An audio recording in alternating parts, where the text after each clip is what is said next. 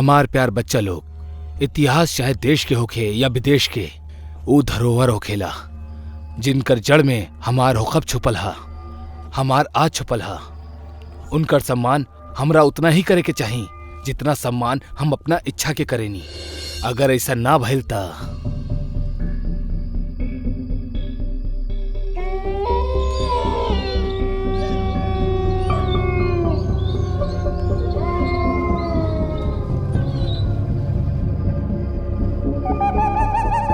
यार, जाने काहे हमरा के ऐसा लग रहा कि हमने के किला में ना जाए के चाहिए, कुछ गलत हो जाई।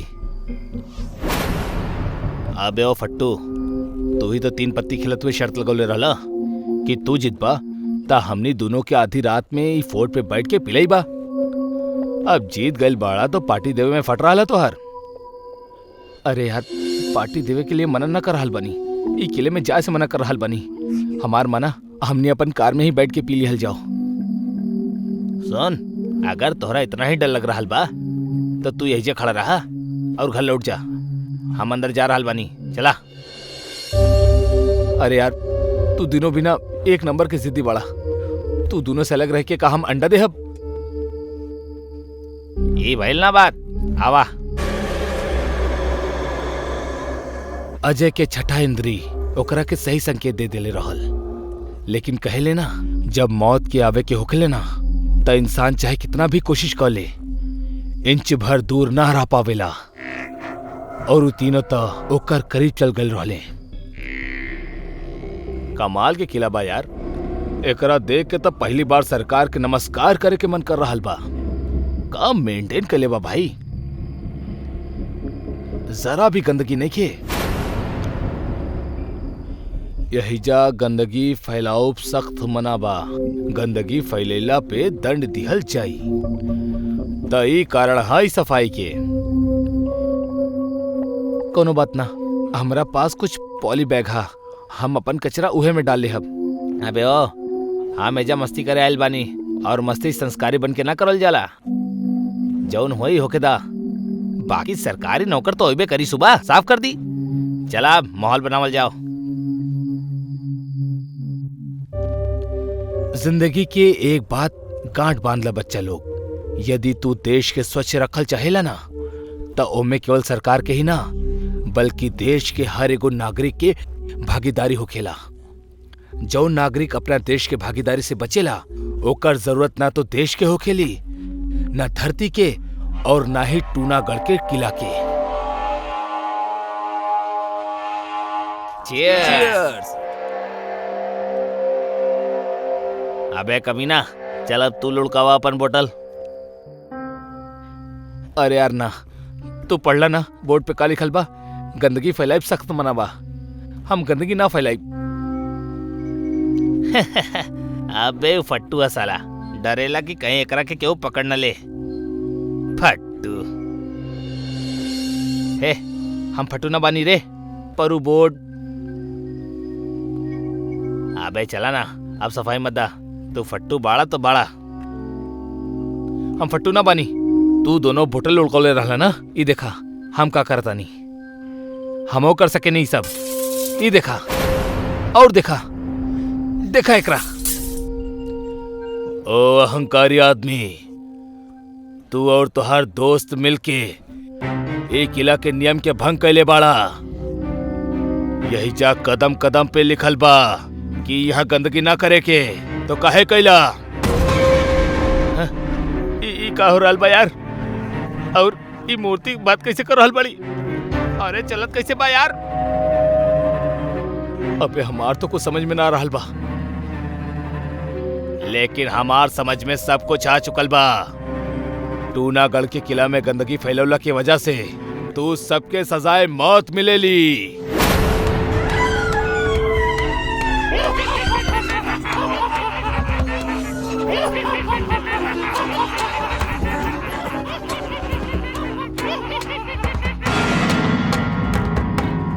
ई सब का नौटंकी हा? तू दोनों ही सब कैले बाड़ा हमरा के डरावे के खातिर। केहू कुछ न कैले बा मोर का अहंकारी आदमी, तू तीनों कैले बाड़ा। मरे के खातिर तैयार हो जा। नाना,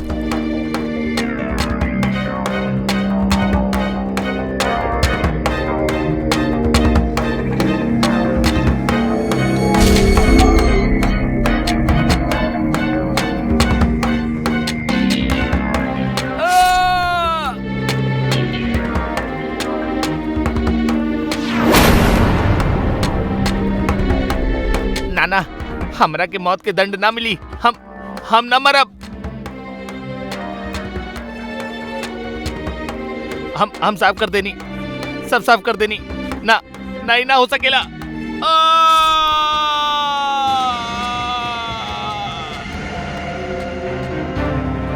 ता आज के बाद कोनो भी किला में जाके गंदगी फैलावे से पहले इस सोच लिहा कि अगर वो किला के भी टूनागढ़ की तरह सफाई पसंद हुई तब तू भी मौत के शिकार हो सकेगा।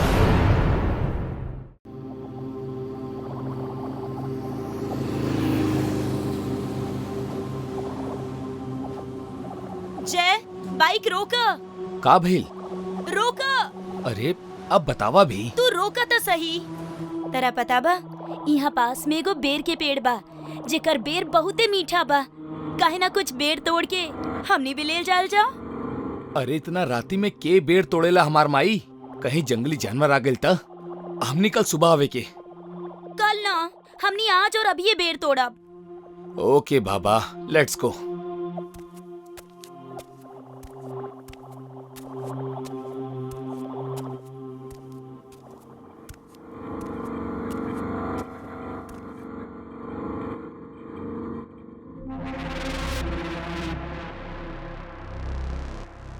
बेर तो वाकई में बहुत मीठा बा। आह! का भइल? कांटा चुभ गइल। दिखावा हमरा के।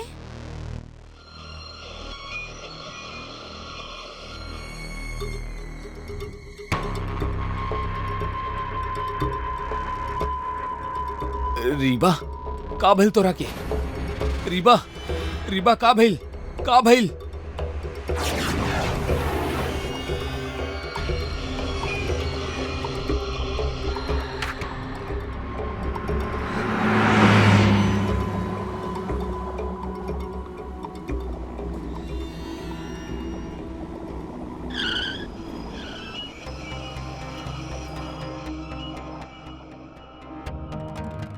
बचावा! बचावा! भूत! भूत! बचावा! बचावा! बचावा!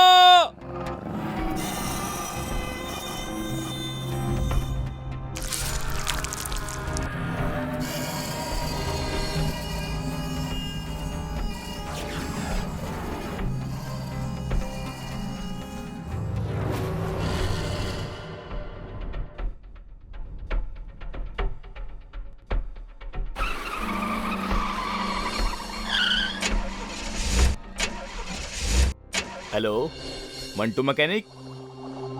हमार कार बैंक मैनेजर श्याम जी के बंगलो के सामने बंद पड़ गई बा।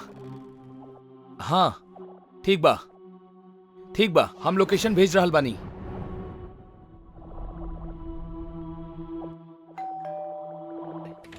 अरे डॉक्टर किशोर, हमार भाई, आवा आवा अंदर आवा। हाँ तो बतावा, आज हमार घरे के रास्ता कैसे भूल गया डॉक्टर साहब? अरे कुछ ना श्याम, वो हम अपना घरे जात रहनी, पर आपके घर के सामने हमार कार बंद पड़ गई, तब बस यही से आगे नहीं। मतलब कार बंद ना होखत त तू अपना दोस्त के घरे कबो नहीं था? अरे ऐसन बात ना है यार। का बात बा? तू बड़ा परेशान लग रहा बड़ा। का भइल तोरा के?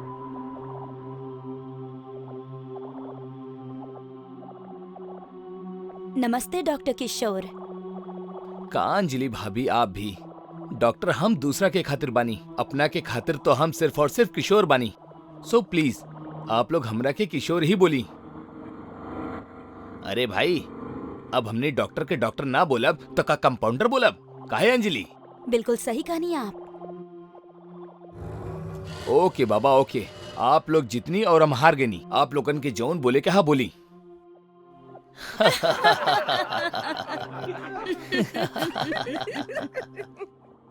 ये भइल ना बात। वैसे किशोर, हम और अंजलि तोहरा से बहुत नाराज बानी। काहे? काहे का? तू हमरा से मिले कबो आउबे न करेला, बस फोन पे ही कहेला कि आज आ रहल बानी, कल आ रहल बानी, बस यह बात। अब का बताई यार, जब से सीनियर डॉक्टर बनल बानी हमरा तो केहू से मिले के छोड़ा खाए पिए के भी टाइम ना मिलेला। ऊपर से ऑपरेशन के केसेस इतना आवेला कि पूछा ही मत। पापा, मम्मी।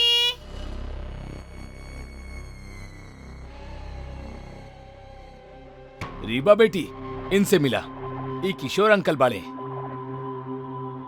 नमस्ते किशोर अंकल। नमस्ते। रीबा बेटा, तू तो कल आवे वाला रहलू, तो आज अचानक कैसे?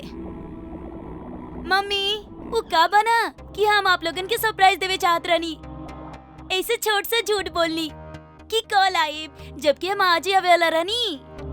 मम्मी, हमरा बहुते जोर के भूख लगल बा, जल्दी से हमरा खातिर कुछ बना दो ना। कौनो ना, अभी बना देता नी।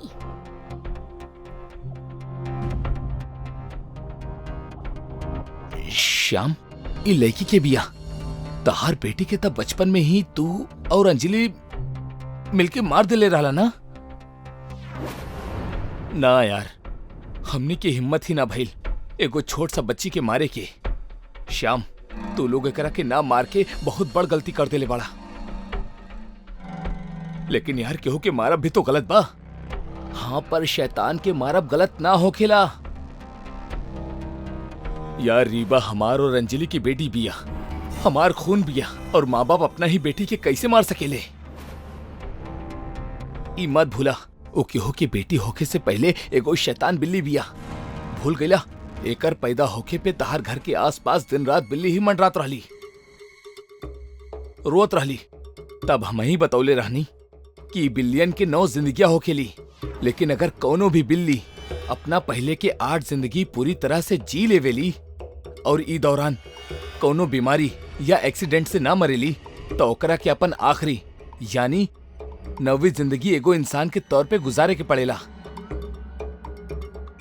और अगर ओकर मुंह पे इंसानी खून लग जाला तो वो भूत बिल्ली बन के लोगन के शिकार करेली। और इत्तेफाक से तोहार बेटी भी एगो ऐसन ही बिल्ली बिया, और ओकर मुंह पे खून लग चुकल बा। मतलब तू कल पूछले रहला ना कि परेशान काहे लगता रहा? त सुना, ई हा तोहार बेटी के सच।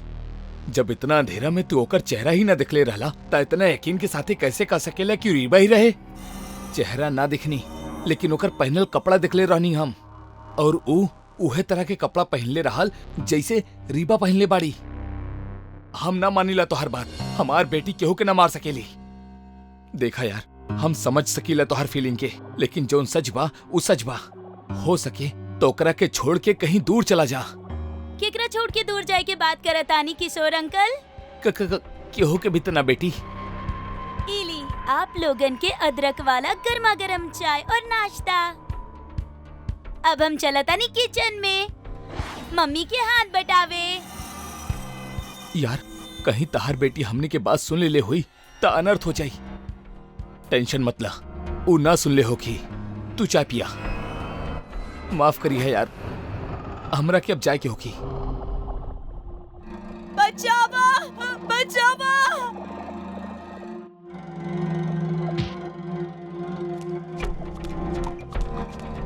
घबरा मत अंजलि, हम आ गेल बानी।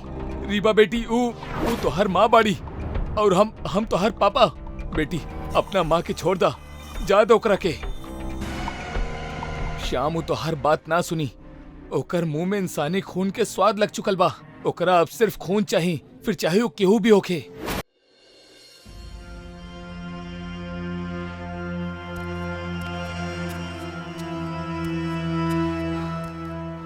गाइस, थोड़ा और चढ़ाई करे के बा, फिर हमनी पहाड़ के चोटी पर होखब। ए बोल तो ऐसन रहल बा जैसे हमनी एवरेस्ट के चोटी पे लेके जा रहल बा। सही कहला। स्टॉप गाइस, वो हमनी के गाइड बाड़े, सुन ली है तो उनका के बुरा लगी। तो हमनी के कौन सा अच्छा लग रहल बा? तू दोनों के कुछ ना हो सकेला। गाइस, फाइनली हमनी चोटी पर पहुंच चुकल बानी और कुदरत के खूबसूरती आपके सामने बा।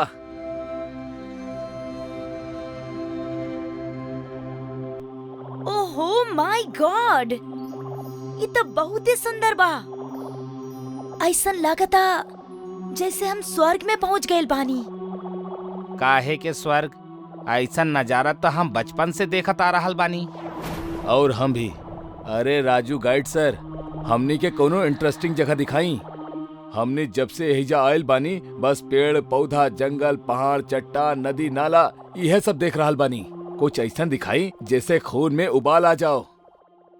यस, अमित सही कह रहल बा ऐसा कोनो जगह? हाँ, बात तो सही। गुड। तो राजू जी वहीं ले चली इनका के, ना तो दिमाग के नागिन बैंड बजा दिए है ये दोनों। लेकिन वहाँ जाए में खतरा बा। अरे उहे त चाही राजू सर, लाइफ के सिंपलिसिटी से तंग आ चुकल बानी हम। खतरा ही चाही। आप वहाँ लेके तो चली यार। बिल्कुल।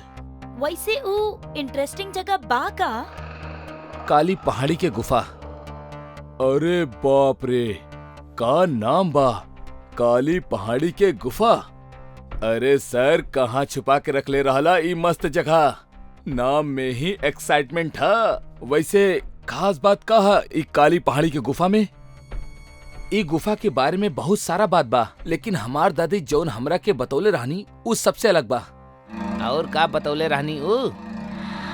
ई गुफा लगभग 500 साल पुरान बा, जेमे एगो खूंखार तांत्रिक रहेला। उ अपना काली शक्ति के बढ़ावे के खातिर लोगन के खून चूसब शुरू कर देले रहल, जौन यहाँ के राजा बलि के बर्दाश्त न भइल। एही से उ दुष्ट तांत्रिक के मार देले। तब से लेके आज तक तांत्रिक के लाश उहे गुफा में कहीं दफन बा। वाओ, कहानी तो बहुत ही इंटरेस्टिंग बा। ई कहानी ना सच है। जौन भी बा, लेट्स गो देयर। वहीं चलल जाओ। हाँ यार, बहुत मजा आई। ना, हम तू लोगन के काली गुफा ना ले जा सकीला। वहीजा हमनी सबके जान खतरा में पड़ सकेला। जब जाए के ही ना रहल त हमनी के ओकरा बारे में बताइला ही काहे? एग्जैक्टली। आई एम सॉरी, हमरा उस जगह के बारे में आप सबके ना बतावे के चाहत रहे। प्लीज आप सब भूल जाएं कि हम आपके कुछ बतौले भी रहनी। वो ना हो सकेला। ओके, एक काम करल जाओ। अगर आप हमनी के वो गुफा तक ना ले जा सकेले त हमनी के वहाँ जाए के रास्ता ही बता दी। सिंपल, हमने खुद चल जाए। यार तू दोनों इतना जिद काहे कर रहल बाड़ा? जब ही कह रहल बा कि वहाँ रिस्क बा त जाए के जरूरत का बा? यह तो कह रहल बानी हम। तू दोनों प्लीज समझे की कोशिश करा। काली गुफा में जान के खतरा बा। उहे तक कहानी हम आपके। हमनी उहे खतरा के तो मजा लेवे के बा। एडवेंचर चाहिए हमनी के लाइफ में। आप बस रास्ता बता दी, हमनी अपने आप ही चल जाए। हमनी के अपना जान खतरा में डाले के बा। प्लीज समझे के कोशिश करी। ठीक बा, अगर आप लोग यह चाहता नहीं तो ऐसा नहीं सही, लेकिन हमारे को शर्त बा। कैसन शर्त? आप लोग वहाँ कोनो भी चीज के हाथ ना लगाई। शर्त मंजूर बा।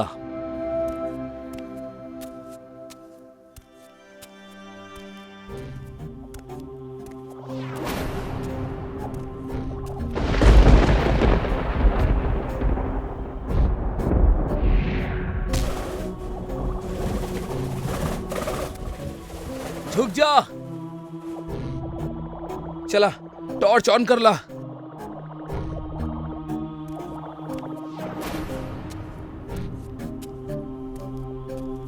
वाओ, का गुफा बा यार, सो ब्यूटीफुल। सचमुच कहानी से भी ज्यादा मजा था एकरा के देखे में बा। प्लीज कोनो भी चीज के छुइया मत। टेंशन मत ली सर।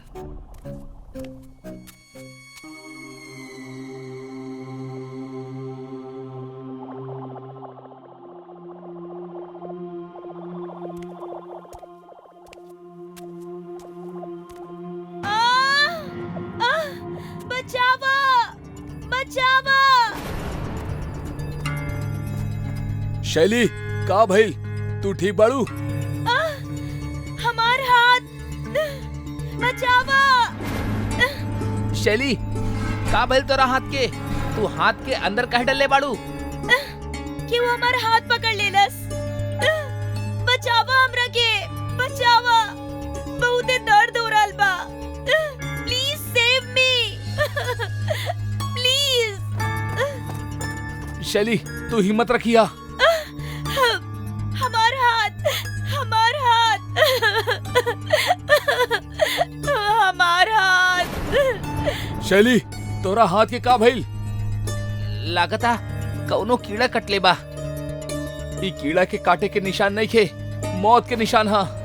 ई का बकवास कर रहल बानी आप सर? बकवास ना कर रहल बानी, हम सच बोल रहल बानी। हम कहले रहनी तू लोगन के कि यहीजा कोनो भी चीज के हाथ मत लगैया, फिर काहे लगैला? खैर जौन होके के रहल हो गइल। अब अगर जान बचावे के बा त निकला यहाँ से, ना त हमनी में से केहू भी ना बची।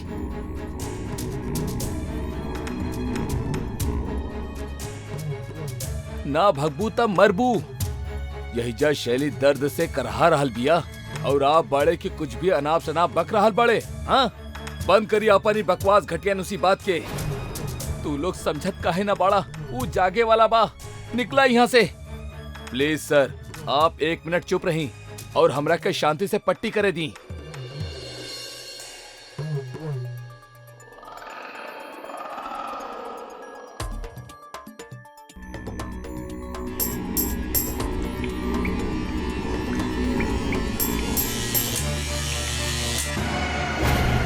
हम कह रहल बानी वो जागे वाला बा, यहाँ से भागा चला। अब तक बहुत देर हो चुकल बा हमार कोमल शिकार। अब केहू यहाँ से भाग ना सकेला। हम जाग उठल बानी। के हा? खूंखार तांत्रिक। मतलब हमने जौन सुनले रहनी वो कहानी ना सच रहे। तो तहरा के का लागल कि हम मजाक कर रहल बानी? हमार तो कुछ समझ में ना आ रहल बा। बोला सबसे पहले तू लोगन में से के हमार भूख के मिटाई? जल्दी बोला। हम 500 साल से भूखा बानी। तू आवा, तू भरा भरा सा लागत तारा। आवा हमार भूख के मिटावा। ना ना हाँ हमरा पास मत आवा। तू एकरा के खाला, खाला एकरा के।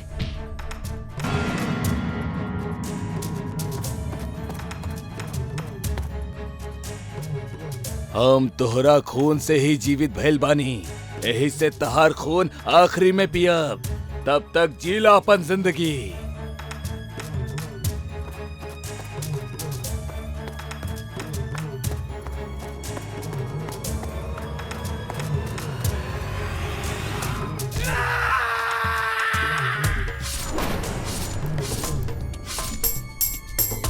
चला भागा। कहाँ तक भगवा?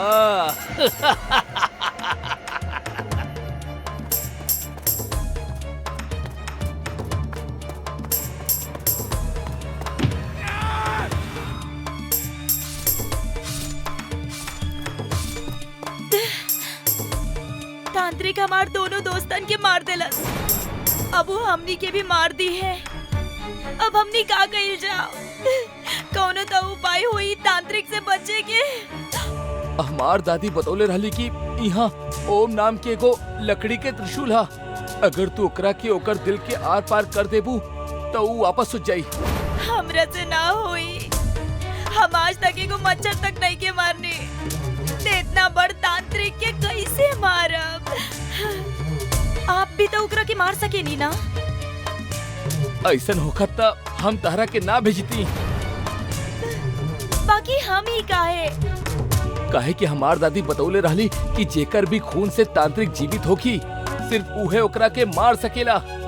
हम त्रिशूल के ढूंढा तानी, तू तांत्रिक के ध्यान भटकावे के कोशिश करा।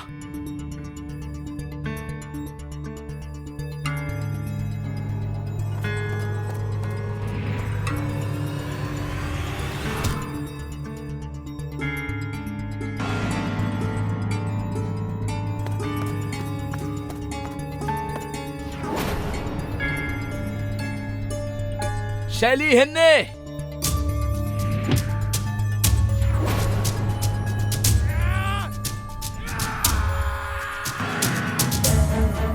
मरे से पहले तहार कोनो आखिरी इच्छा होके तब बता दा। तू तू तू हमारा आखिरी इच्छा पूरा करबा। तू ही तो जीवित कैले बाड़ू हमरा के। तहार इच्छा पूरा करब धर्म हा हमार। बोल का चाही तोहरा के। तू कुछ देर खातिर मूर्ति बन जा।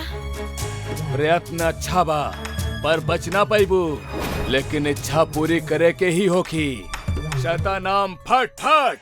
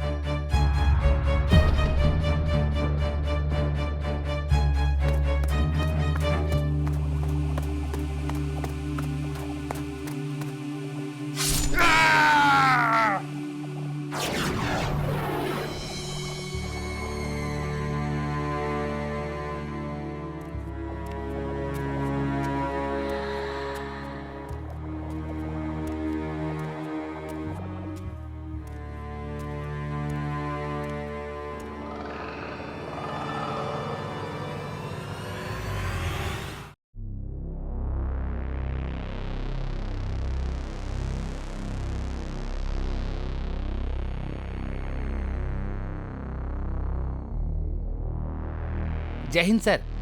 जी सर, पता चलल बा कि रघु होटल में खाना खाए गए लोगन के कुछ पता न चल रहल बा। जी सर। सर अब हम ओइजा खातिर निकल रहल बानी। ओके सर, जय हिंद सर। सर आप लोग यहाँ काहे? हम यहाँ ना आ सके नी? अरे सर ऐसा ना हा, ये आपे के तो होटल हा। आपके आवे से तो हमार होटल के रौनक बढ़ गइल बा। पता चलल बा कि तहार होटल में खाना खाए वाला लोग गायब हो रहल बाड़े। अरे सर ऐसन कुछ ना हा, हमार होटल के खाना सबसे सस्ता और स्वादिष्ट होकेला। यही से आसपास के होटल वालन के बिक्री बंद हो गइल बा, तो उहे लोग ई अफवाह उड़ा देले हुई हैं। जी सर, यहाँ ऐसन कुछो भी हाथ ना लगल जैसे ही पता चले कि यहाँ कुछ गड़बड़ है। ठीक है सर, हम ए पे नजर रखब सर। जय हिंद सर। सुबह से शाम हो गई, आज एक भी ग्राहक ना आई।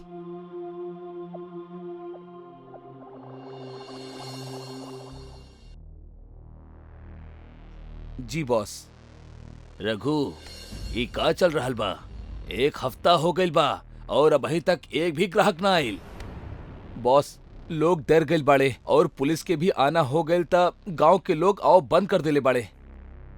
हमरा कोनो बहाना ना सुने के हा रघु।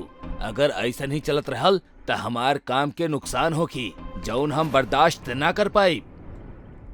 बॉस आप गुस्सा मत करी, हम कुछ करता नहीं। इहे अच्छा होखी तहरा खातिर और हमार काम के भी खातिर।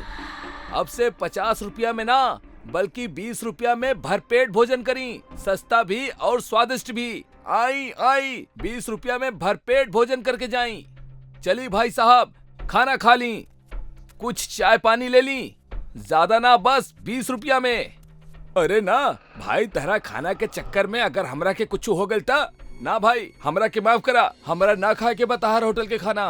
अरे ऐसन कुछ ना होकी, आई तो सही, बहुत स्वादिष्ट भोजन बनल बा।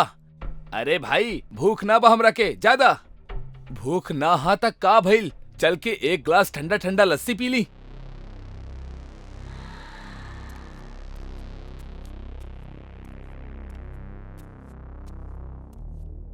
भैया हमार नाम भोला हा, हम मुसाफिर बानी और हमरा बहुत जोर के भूख लागल बा। कहीं कुछ खाए खातिर मिल जाई ता हम अपन भूख मिटा ले हब। अरे आप सही जगह पे आयल बानी, हमार होटल के खाना सस्ता भी हा और स्वादिष्ट भी बा। पर भैया हमारा पास तो पैसा ही ना बा। अरे कोनो बात ना, आखिर जरूरत पड़ला पे इंसान ही इंसान के काम ना आई तो वो इंसान ही कैसन। भैया आप बड़ा दयालु बाड़े। अरे ये सब छोड़ा और हमरा साथे चला, यही जे पास में हमार होटल हा, वहाँ के खाना खा के आपके सारा थकान दूर हो जाई।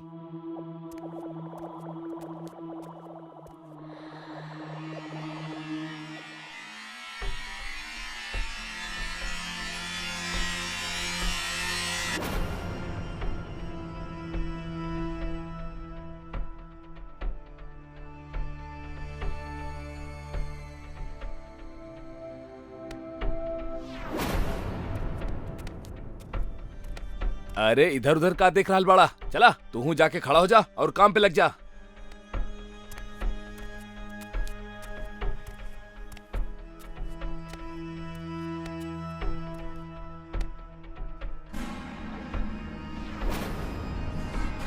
ये सब कहा हमरा यही जा बांध के कहे रख ले बड़ा। तो यही जा हमार खातिर काम करबा ताकि हमनी के और सोना मिल सके। हम तहरा कोनो काम ना करब। काम त तहरा करे के ही पड़ी, ना त बेमौत मार दिहल जाइबा।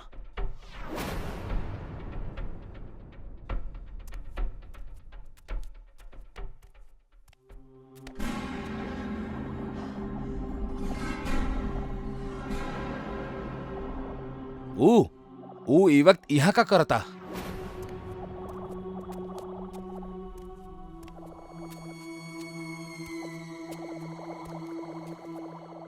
अरे सर आप अगर कोनो काम होखा तो हमरा के बुला लेती। अरे ना, खाना खाए आयल बानी तारा होटल के। सर होटल तो बंद हो चुकल बा, फिर भी देखा तानी कुछ होई आपके खातिर ता। सर ई दाल रोटी ही बचल बा, आप यही से काम चला ली। ये आवाज कैसे ना? सर वो होटल के इंटीरियर ठीक करा रहल बानी।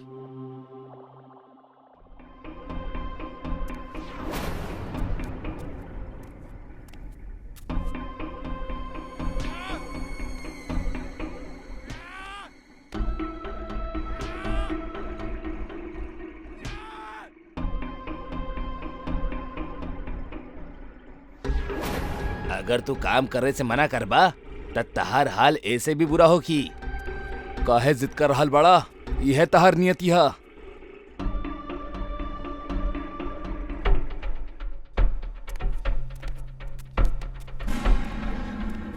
अच्छा त ई काम हो रहल बा होटल के आड़ में, हाँ?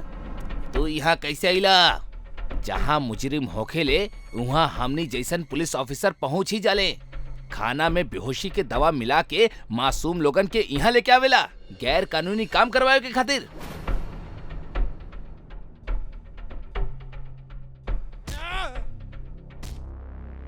अब तू हमनी के बारे में बहुत कुछ जान चुकल बड़ा, त अब तोहरा के मरे के ही पड़ी। ना रघु, एकरा के भी काम पे लगा दा ताकि एकरा के देख के बाकी लोग भी समझ जाएं कि यहाँ हमार काम के केहू न मना कर सकेला। ई वर्दी लोगन के हिफाजत खातिर पहनले बानी, तहार गुलामी करे खातिर ना। छोड़ दा ओकरा के, वरना तू लोगन के अंजाम बहुत बुरा होगी। रघु पहले इंस्पेक्टर के ठिकाने लगावा, ओकरा बाद ई कमीना के।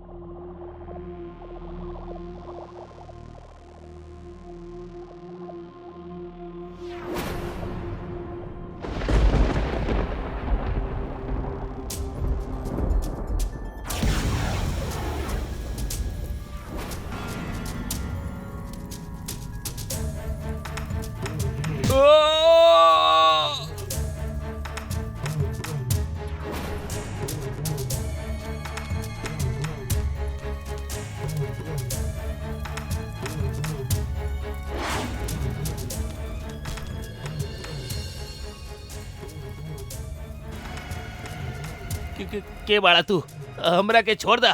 हम आज से सारा गलत काम के छोड़ दे हब और ई लोगन के भी आजाद कर दे हब। छोड़ दा हमरा के। मरे के तो तोहरा होखी, काहे कि हम तोहरा के मारे खातिर ही आयल बानी। रुक जाई, हम ना जानतानी कि आप के बानी, पर एकरा के छोड़ दी। आप कानून के हाथ में ना ले सकेले। ई माल्या ई कानून के धज्जी उड़ौले रहल आज से 3 साल पहले।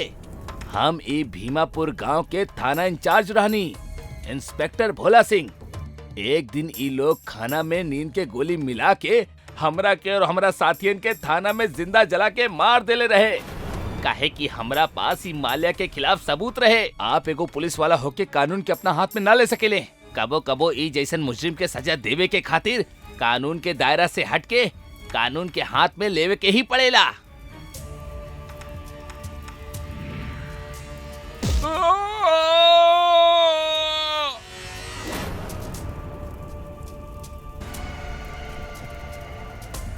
डरा मत, अब तू सब आजाद बड़ा।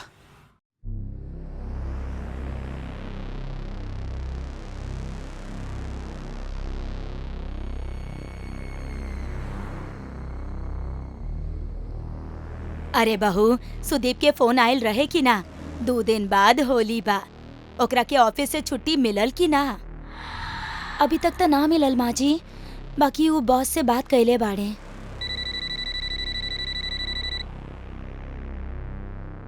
अरे सुदीप, अभी तहार ही बात करत रहनी। कैसन बाड़े तू बेटा? हम अच्छा बानी माँ। तहार छुट्टी के का भइल? बहू बतावत रहली कि तरह के छुट्टी ना मिलल। उहे बतावे खातिर फोन कैले बानी माँ। ऑफिस से छुट्टी ना मिल रहल बा, हमार अब मुश्किल हमा। लेकिन आप चाही तो आप हमरा पास भोपाल जरूर आ सकेनी। आपके तो हमरा पास आवे के खातिर केहू के छुट्टी की अर्जी भी ना देवे की बा। हम अपन घर छोड़ के कहीं ना जाए वाला बानी। हाँ, करुणा तहार पास जाए चाहे तो हम ओकरा के रोकब ना। ठीक बा, जैसन आपकी मर्जी। अच्छा माँ, हमार ऑफिस से हमारे एगो दोस्त मनोहर आज सुबह ही मुंबई के खातिर निकलल बा। हम ओकरा हाथे आप सबके खातिर कुछ गिफ्ट भिजोले बानी, देख ली। और करुणा के भी वही के साथे कल शाम के ट्रेन से भोपाल भेज दी। हम मनोहर के बोल दिले बानी। ठीक बा, बोल दे अब। का कहले उमा जी? वो हमनी दोनों के अपना पास बुलावत रहे, हम मना कर देनी। बाकी तू चल जा, ओकर ऑफिस से ओकर एगो दोस्त मनोहर आ रहल बा। कल शाम के तरह ओकरा साथ भोपाल निकले के बा। घर पहुँचत ही अपन पैकिंग कर ली हा। बाकी माँ जी, आप यहाँ अकेले? तू हमार चिंता मत करा, हम संभाल ले हब, तू आराम से जा।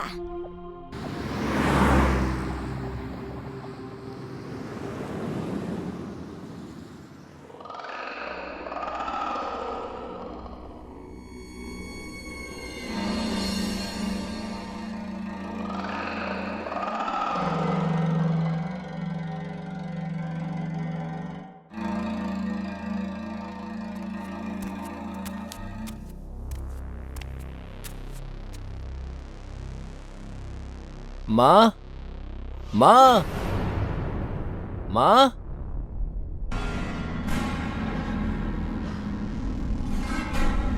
अरे सुदीप बेटा, तू? बाकी तू तो ना आवे वाला रहला ना, फिर अचानक कैसे? अरे माँ, लास्ट मोमेंट पे बॉस छुट्टी दे देले तो हम चले नहीं। करुणा कहाँ बिया माँ? करुणा, करुणा। काहे मजाक करत आड़ा? करुणा तो तारा साथे होई ना। तनी देर पहले ही तोहार दोस्त मनोहर लेके गइल बा ओकरा के। नहीं माँ, वो हमरा साथ नहीं खे। हमरा के लागल मनोहर से पहले हम पहुँच जाए, तो हम ओकरा के कॉल ना कैनी। एनीवेज, हम ओकरा के वापस आवे खातिर बोला तानी। प्रणाम माँ जी। मनोहर, अरे तू यही जगह कर रहल बड़ा? अरे यार, वो बॉस अचानक से छुट्टी दे देले, तो हम भी फ्लाइट पकड़ के आ गई नी। हम तोरा के ही फोन करत रहनी। करुणा कहाँ बिया? मतलब हम ओकरा ही तो लेवे आइल बानी। मतलब करुणा के तू लेके ना गईला? नहीं, का भइल? माँ, करुणा केकरा साथे भोपाल गेल बिया? सुदीप, कुछो गड़बड़ बा, जल्दी से दया के फोन करा।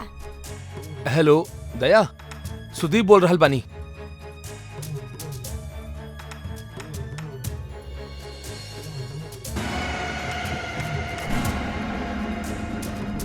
भाई, आपकी केहू फिरौती खातिर कॉल कैले बा या धमकी खातिर? ना छोटे, ऐसन कोनो कॉल ना आइल बा। दया, तू कैसे भी करके अपन भाभी के जल्दी से ढूंढ निकाला। पता ना कौन हाल में होई बेचारी ये वक्त। चिंता मत करी माँ, हम आपके बहू के सही सलामत घर वापस लेके आ जाए। लेकिन का आप वो फर्जी आदमी के पहचान सके नी जो नकली मनोहर बन के आयल रहे? सामने आ जाए तो पहचान ले हब। माँ, आप भाभी की बात बतौले रहनी कि उनकरा मनोहर भैया के साथे भोपाल जाए के बा? हाँ, बतैले रहनी। जब आप उनकरा की बात बतौले रहनी तो उस समय केहू और भी वहाँ मौजूद रहल की ना? हाँ रहे, सोहन रहे। ना माँ, सोहन दादा ना, उनके अलावा केहू और दादा ही काम ना कर सकेले। हमरा पे विश्वास करे के खातिर शुक्रिया दया। इट्स ओके दादा। अरे दया, ओकरा के छोड़िया मत, अच्छा से सख्ती के साथे पूछताछ करिया।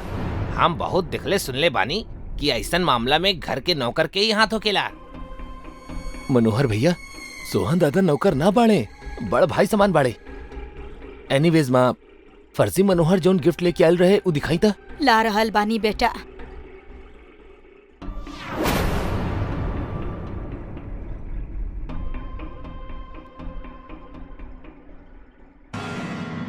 ई लैले रहे ऊ।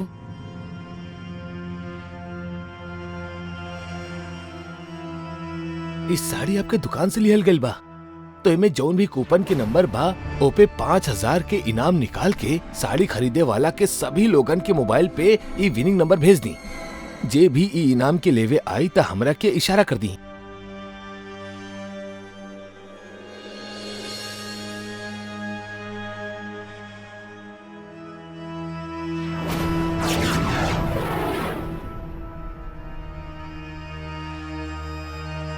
ना दया बेटा, ई ऊ आदमी नहीं खे।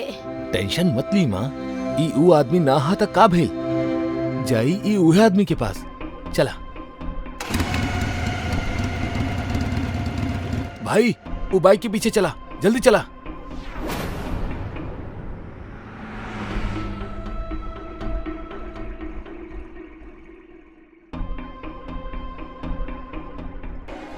दया, ई उहे आदमी बा जे मनोहर बन के बहू के लेके गइल रहे। मिल गई इनाम के पैसा। इनाम त हम तोहरा के देहब कल्लू मामा। ये हाँ बेटे। तोहार बाप इंस्पेक्टर दया, बतावा कहाँ बानी करुणा भाभी? बतावा तारा की। नहीं सर, हम सब बताओ तानी, एक गोली मत चलैया, हम ओकरा के बेच दिले बानी। तोहरा के कैसे पता चलल कि मनोहर भाभी के लेवे आए वाला बा? के मिलल बा तोहरा साथे? केहू न मिलल बा सर। कल जब माँ जी अपना बहू के मार्केट में ये सब बतावत रहनी त उ वक्त हम वैसे खड़ा रहनी, हम सब सुन लेनी और पैसा के लालच में आके भाभी जी के किडनैप कर लेनी। कहाँ पे चले बाड़ा तुम करा के? Goregaon west parking house flat number 10 में।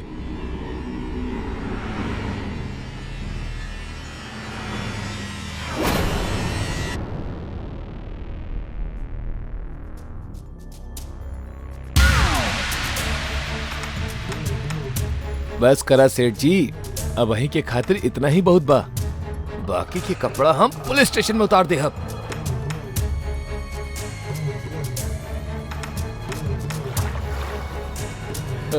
डरा मत भाभी जी, हम आ गेल बानी। थैंक यू दया, तू हमार बहू के जान बचा लेला। कहा माँ भी, हम आपकी बहू के ना बल्कि अपना भाभी के जान बचोले बानी। अगर ना बचाईती तो इनकर हाथ के चाय पकौड़ा और पराठा से हाथ धोए के पड़त। भाई के तो पता नहीं खे, पर इतना भयंकर रिस्क हम तो ना ले सकत रहनी।